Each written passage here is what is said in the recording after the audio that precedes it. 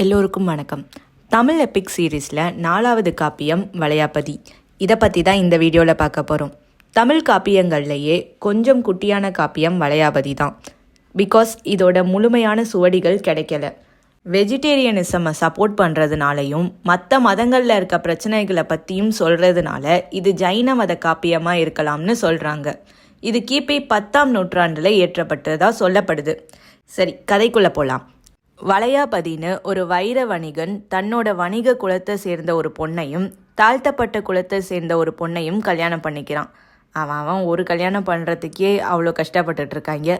அது சரி, வைர வியாபாரினா பண்ணிக்கலாம் போல. Back to story. என்னதான் வைர வியாபாரம் பண்ணாலும் இந்த ஜாதி பிரச்சனை அவனுக்கும் பெரிய பிரச்சனையாக தான் இருந்திருக்கு.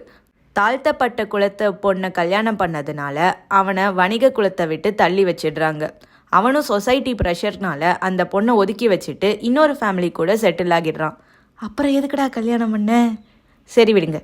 ஒதுக்கி வைக்கப்பட்ட பொண்ணுக்கு குழந்தை பிறந்து வளரும்போது அவனுக்கு அப்பா இல்லைன்னு எல்லாரும் கிண்டல் பண்ணுறாங்க.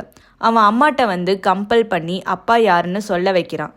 அப்பா யாருன்னு தெரிஞ்ச அப்புறம் அவரை தேடி கண்டுபிடிச்சி நான் தான் பையன்னு சொல்லும்போது அந்த ஆள் ஒத்துக்கலை. அப்புறம் காளி தேவியை கும்பிட்டு அவங்களே சாட்சி சொல்லி இந்த ஃபேமிலி ரீயூனியன் ஆகுது. வெயிட் அ மினிட், டேய், இந்த கதையை பட்டி டிங்கரிங் பார்த்து தான் மிஸ்டர் பாரத் படம் எடுத்தீங்களாடா? ஆனால் சோகம் என்னன்னா, இந்த கதை ஒரிஜினலான வளையாபதி கதை கிடையாது. வளையாபதி சுவடிகளில் கிடைச்ச பாடல்களை வச்சு அதோட கதை இன்னது தான் அப்படிங்கிறத யாராலையும் சொல்ல முடியலை. ஸோ இந்த கதை 1885 வாக்கில் சொல்லப்பட்டதா இருக்கலாம் அப்படின்னு அறிஞர்கள் சொல்கிறாங்க. இதோட 4வது காப்பியம் ஓவர். அடுத்து 3வது காப்பியமான சீவக சிந்தாமணி வீடியோவில் பார்க்கலாம். நன்றி.